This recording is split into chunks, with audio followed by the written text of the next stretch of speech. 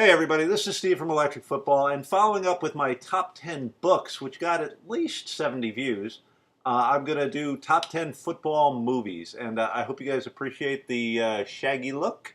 I haven't showered or shaved in a long time, because what I do is I spend my time worrying about what movies were the best football movies.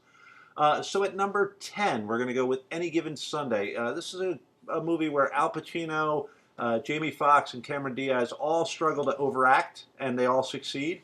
But what this movie does have is it has great casting. It had count them, five Hall of Famers as coaches, as opposing coaches. I believe those were Bob St. Clair, Y.A. Tittle, Dick Butkus, Warren Moon, and Johnny Unitas. It also had Lawrence Taylor, Ricky Waters, Irving Fryer, and Bjorn Nitmo. So I consider this the most authentic movie because it had Bjorn Nitmo. So at number 10, Any Given Sunday. Number 9, The Replacements. Keanu Reeves. Love him, hate him. I personally like the guy. A lot of people say he can't act his way out of a paper bag. The one thing that makes The Replacements a top 10 movie for me is the line, I've seen more organized monkey house shit fights. I use that all the time. So Keanu Reeves as a talented but erratic quarterback that comes in with a replacement team and leads them to great stuff. Not a great plot, but some great lines in there, some funny stuff. Number 8, a perfect 80s football movie, Lucas. I don't know about y'all, but I had missed this movie in the theater. I was watching it on the cable one day, and I was locked in there. I mean, you've got Corey Haim, you've got Charlie Sheen. It is Winona Ryder's first movie. I don't know if you know that. And it's the little kid struggling against the mean jocks who are picking on him, and he wants to win the cheerleader girl away from Charlie Sheen. So he goes out for the football team, and I'm going to spoil it for you right now. I'm sitting there. I'm into this. I'm like, oh my God, what's going to happen to Lucas? My friend calls. He wants to go out for a drink. I'm like, dude, I'm into this movie. I'm watching Lucas, and he goes, did he get the jacket yet? Could have killed him. But it is a very, it's an endearing movie. Number 8 on my football thing. Number 7, Paper Lion. Alan Alda playing George Plimpton. I don't know if you guys care about literary stuff, but George Plimpton was a genius. He started participatory journalism where he was a baseball player at Yale and a great writer, and he would actually go up against professional athletes. So he boxed Archie Moore, he played goalie, he pitched against all-stars, and in his best performance, he played quarterback for the Lions in the preseason. So he was going up against guys like Alex Karras. And it was one of the first glimpses inside a football team.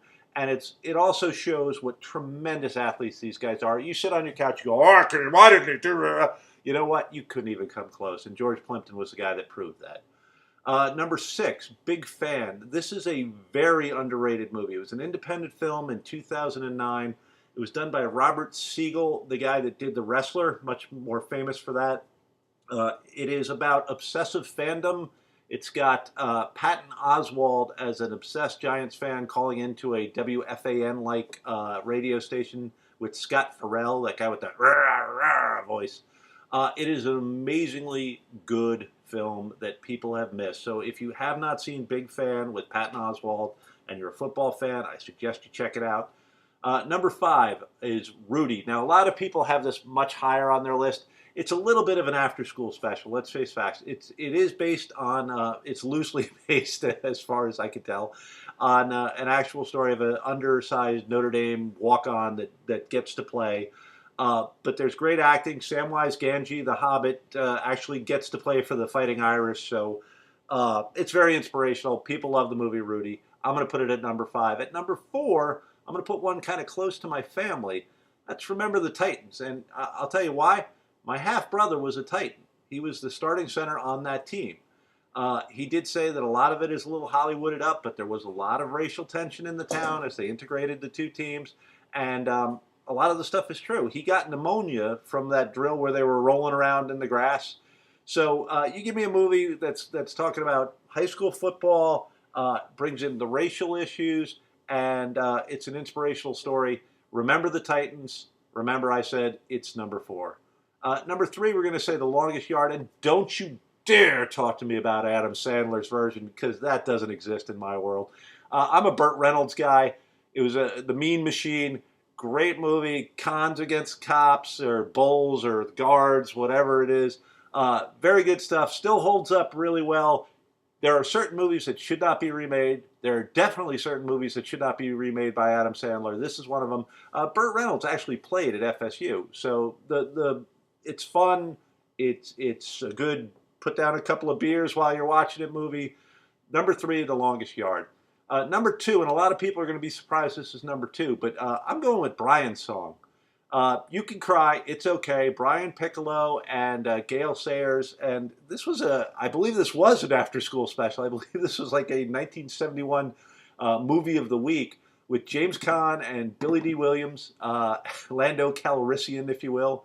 And Stu, you're gonna have to help me. What was James Caan in The Godfather? He was Sonny. He was Sonny. So Sonny and Lando Calrissian. One of the big gaps in my pop culture knowledge is Godfather stuff. I'm not that good with it, but I am good with football movies. And Brian's Song, a movie that's okay for tough football fans to cry about.